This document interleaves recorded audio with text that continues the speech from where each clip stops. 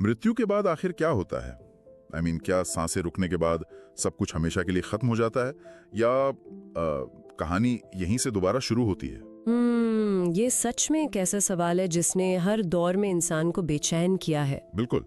और पता है, हाल ही में जब मैं पीसफुल वेल्थ के कॉन्सेप्ट्स पर थोड़ा मंथन कर रहा था, तब मेरे दिमाग में इस विषय पर एक ऐसी गहरी चर्चा का आइडिया आया जिसने सच में मौत और जिंदगी दोनों को देखने का मेरा पूरा नजरिया ही बदल दिया। वैसे ये बहुत कॉमन है, जब भी हम इस बारे में सोचते हैं एक अजीब सी उलझन होती है। हाँ, वही तो आज हम जिस डीप डाइव को क्लियरली इंट्रोड्यूस कर रहे हैं वो है पुनर्जन्म।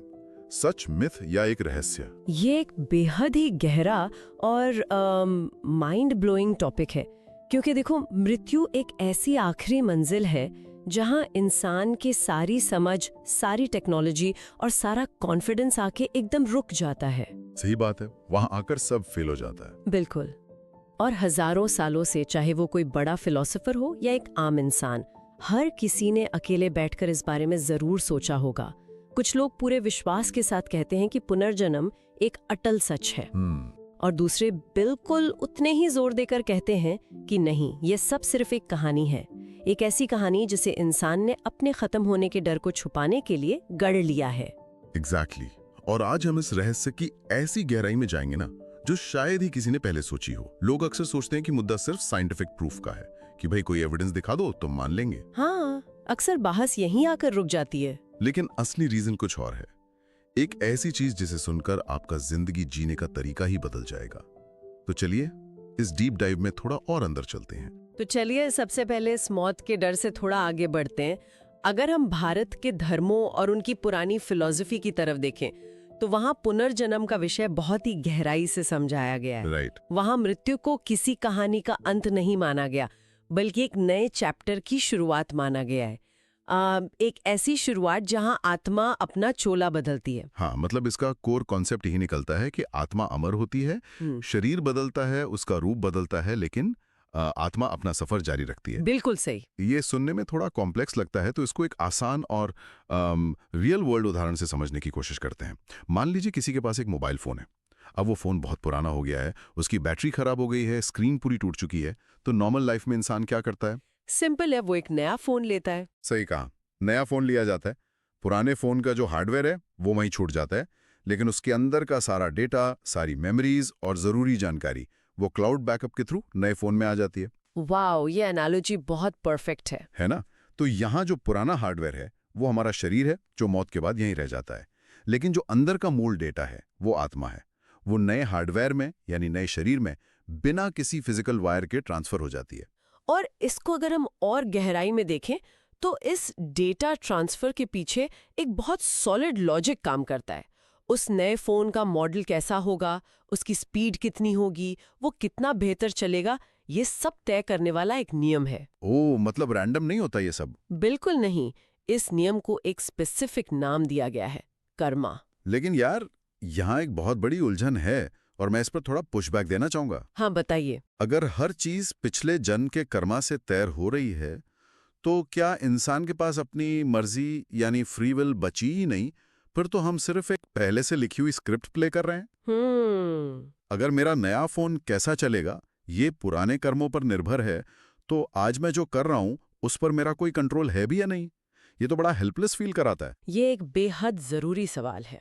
और पता है, अक्सर लोग कर्मा को डेस्टिनी या किस्मत से जोड़कर यही सबसे बड़ी गलती कर बैठते हैं। अच्छा, तो असली कॉन्सेप्ट क्या है? देखिए, कर्मा कोई पहले से लिखी हुई आखिरी स्क्रिप्ट नहीं है जिसे बदला ना जा सके। कर्मा का मूल अर्थ है एक्शन और उसका रिएक्शन। इसे एक धनुर्धर यानी एक आर्चर के उदाहरण से समझिए। ओके। जो तीर उसने कमान से छोड़ दिया है वो उसका पिछला कर्मा है। अब उस तीर का परिणाम उसे भुगतना ही है, उस पर उसका कोई जोर नहीं। राइट, वो तीर तो निकल चुका है। एग्जैक्टली। लेकिन जो तीर अभी उसके हाथ में है, उसके तरकश में है, उन्हें कब और कैसे चलाना है ये उसकी फ्री विल है, ये उसकी स्वतंत्र इच्छा है। क्या बात है। तो इसका मतलब ये हुआ कि जो नया फोन हमें मिला है उसकी कंडीशन हमारे पिछले कर्मों का नतीजा है, लेकिन उस नए फोन को आज हम कैसे यूज करते हैं वो पूरी तरह हमारे हाथ में है। बिल्कुल सही पकड़ा आपने। जो इंसान आज करता है, जो चॉइसेस वो आज लेता है, वो सीधे तौर पर उसके आने वाले कल को यानी अगले सफर को शेप करता है। तो इसको थोड़ा और डीप ले जाते हैं। अगर हमारे गलत निर्णय और बुरे काम एक तरह के वायरस की तरह हैं, अगर मैं अपने अंदर गुस्सा, लालच या नफरत का वायरस इकट्ठा करता रहूंगा, तो जब आत्मा नए शरीर में जाएगी तो वो वायरस भी साथ जाएगा, राइट? एकदम सही। और फिर वो नया शरीर ठीक से काम नहीं करेगा, उसमें इमोशनल और फिजिकल सफरिंग होगी। इसलिए कहते हैं कि अपने इन वायरसों को, इन दोषों को दूर करना पड़ता है। ये एक ऐसी चेन है जिसमें कोई बाहरी एंटिटी बैठकर हमारा हिसाब नहीं रख रही, बल्कि हमारा अपना हार्डवेयर और सॉफ्टवेयर ही सब कुछ रिकॉर्ड कर रहा है। और यही वजह है कि इस फिलॉसफी में इतनी पावर है। ये इंसान को पूरी तरह से अकाउंटेबल बनाती है। आप किसी और को दोष नहीं दे सकते। सफर आपका है तो ड्राइविंग सीट पर भी आप ही हैं। लेकिन रुक, यहाँ एक ट्विस्ट है। कैसा ट्विस्ट? अभी तक तो हमने फिलॉसफी, स्पिरिचुअलिटी और कर्मों की बात की। सुनने में बहुत अच्छा लगता है, एक सुकून मिलता है। लेकिन आज की दुनिया ऐसे तो नहीं मानती ना। आज की दुनिया को ठोस लॉजिक चाहिए। वही तो, आधुनिक विज्ञान सिर्फ उन चीजों पर विश्वास करता है जिन्हें लैब में टेस्ट किया जा सके, मापा जा सके। और ट्विस्ट ये है कि विज्ञान अभी तक पुनर्जन्म को किसी भी लैबोरेटरी में साइंटिफिकली प्रूव नहीं कर पाया है। साइंटिफिक मेथड पूरी तरह से ऑब्जर्वेशन, टेस्टिंग और रिपीटेबल रिजल्ट्स पर बेस्ड होता है। राइट। मौत के उस पार जाना, वहां से डेटा कलेक्ट करना और वापस आकर माइक्रोस्कोप के नीचे उसे साबित करना, ये तो संभव नहीं है।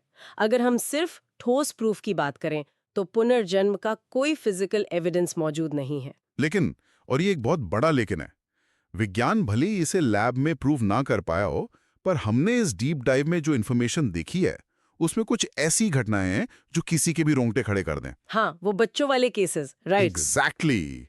सिर्फ एक या दो नहीं, दुनिया भर में ऐसी हजारों घटनाएं रिपोर्ट हुई हैं जहां छोटे छोटे बच्चे जो अभी ठीक से बोलना भी नहीं सीखे, वो अपनी पास्ट लाइफ की बातें डिटेल में याद करते हैं। और ये केसेस सच में हमारे नॉर्मल लॉजिक की दीवारों को तोड़ देते हैं। जरा सोचिए इस बारे में। एक 3 या 4 साल का बच्चा जो कभी अपने छोटे से गांव से बाहर नहीं गया, वो अचानक से किसी दूर के शहर की बातें करने लगता है। वो ऐसी भाषा बोलता है जो उसके घर में कोई नहीं जानता। वो उन लोगों के नाम बताता है जो सालों पहले गुजर चुके हैं। यहाँ तक कि ये भी बताता है कि पिछले घर में किस दीवार के पीछे क्या छिपा है। और इसमें सबसे ज्यादा ध्यान देने वाली बात पता है क्या है? इन केसेस की इन्वेस्टिगेशन का तरीका। हाँ, वो बहुत रिगरस होता है। बिल्कुल। रिसर्चर्स ने इन केसेस को बहुत साइंटिफिकली अप्रोच किया है। उन्होंने पहले पेरेंट्स से अलग अलग बात की ताकि पता चले कि कोई बनाई हुई कहानी तो नहीं है। फिर वो शहर में गए जिसका नाम बच्चे ने लिया था। और वहां क्या मिला उन्हें? वहां जाके जब उन्होंने डॉक्यूमेंट्स चेक किए, उन परिवारों से मिले, तो उन्हें पता चला कि बच्चे द्वारा बताई गई एक एक डिटेल, छोटी से छोटी चीज बिल्कुल सच थी। उन बच्चों को ऐसी गुप्त बातें पता थी जो सिर्फ उसी मृत व्यक्ति को पता हो सकती थी। तो यहां पर मैं एक बहुत स्ट्रांग सवाल उठाना चाहता हूं। अगर विज्ञान के पास माइक्रोस्कोप वाला सबूत नहीं है, तो प्योरली लॉजिक के आधार पर इन वेरीफाइड केसेस को हम क्या नाम दें? हम क्या कहें इसको? ये एक ऐसी जगह है जहां विज्ञान भी थोड़ा अटक जाता है। वही ना। क्या ये सब सिर्फ एक मैसिव कोइंसिडेंस है, या फिर क्या ऐसा हो सकता है कि साइंस की समझ और उसके मेजरिंग इंस्ट्रूमेंट्स अभी वहां तक पहुंचे ही नहीं हैं जहां वो आत्मा या कॉन्शियसनेस को माप सकें? मेरी समझ से ये पॉइंट सबसे अहम है। देखिए, साइंस का काम है ब्रह्मांड को समझना। जब ऐसी घटनाएं आती हैं जिन्हें हम नॉर्मल फिजिक्स से नहीं समझा सकते, तो शुरू में उन्हें सिर्फ कोइंसिडेंस कहकर डिसमिस कर दिया जाता है। राइट। लेकिन कोइंसिडेंस तब होता है जब कुछ एक या दो बार हो, जब ऐसी घटनाएं दुनिया के अलग अलग हिस्सों से, अलग अलग कल्चर्स से लगातार सामने आए और क्रॉस वेरीफाई होने पर सच साबित हो, तो उन्हें सिर्फ इत्तेफाक कह देना थोड़ा इलॉजिकल लगता है। सही कहा। आंख बंद कर लेने से सामने खड़ा सच गायब थोड़ी ना हो जाएगा। बिल्कुल। इसको एक दूसरे एंगल से देखते हैं। ह्यूमन कॉन्शियसनेस यानी हमारी चेतना एक बेहद जटिल सब्जेक्ट है। हमारी सारी तकनीक फिजिकल चीजों को मापने के लिए बनी है, जैसे ग्रेविटी, लाइट स्पीड या टेम्परेचर। Physical dimensions. लेकिन चेतना का कोई फिजिकल वजन या आकार नहीं होता। ये बिल्कुल वैसा ही है जैसे आप रेडियो वेव्स को मापने के लिए एक थर्मोमीटर का यूज कर रहे हो। ओह वाओ, ये एनालॉजी बहुत स्ट्रांग है ना? थर्मोमीटर कितना भी एडवांस्ड क्यों ना हो, वो रेडियो की तरंगों को कभी नहीं पकड़ पाएगा, क्योंकि उसकी मेजरमेंट की प्रणाली बिल्कुल अलग है।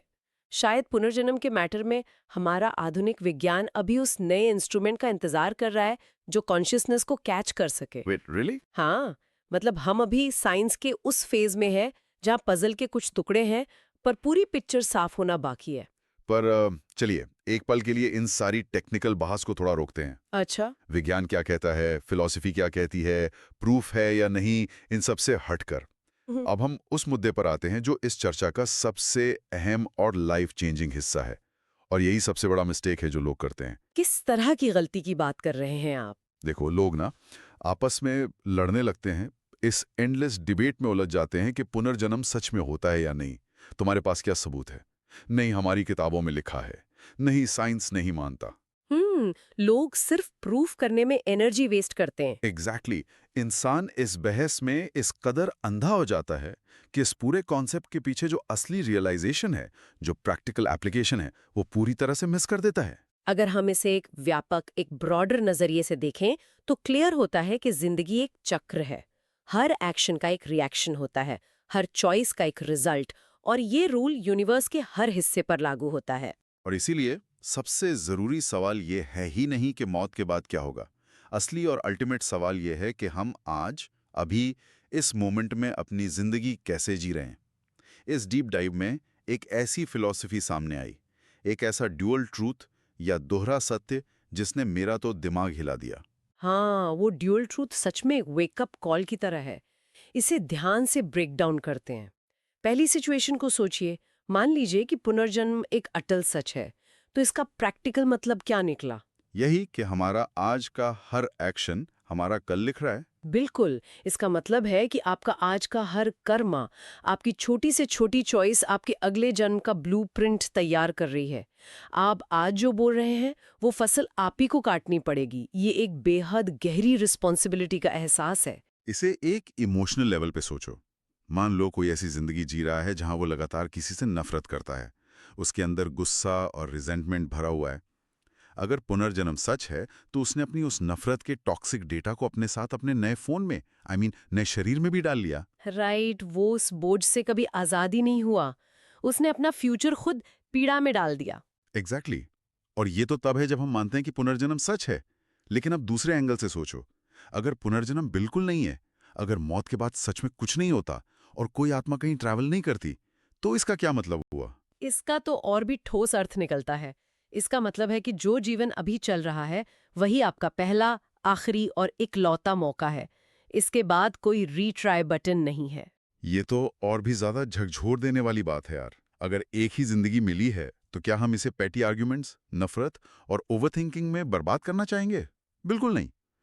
फिर तो ये और भी जरूरी हो जाता है कि इस छोटी सी लाइफ के हर पल को हम पूरी इंटेंसिटी और खुशी के साथ जिएं। सही बात है। दोनों ही हालातों में, चाहे आप माने कि अगला जन्म होता है या आप माने कि यही आखिरी चांस है, रिजल्ट बिल्कुल सेम निकलता है। और वो रिजल्ट ये है कि हमारे पास जो सबसे पावरफुल टूल है वो हमारे आज के एक्शंस हैं। बिल्कुल। पुनर्जन्म की फिलॉसफी एक्चुअली इंसान को मौत के डर में डालने के लिए नहीं थी।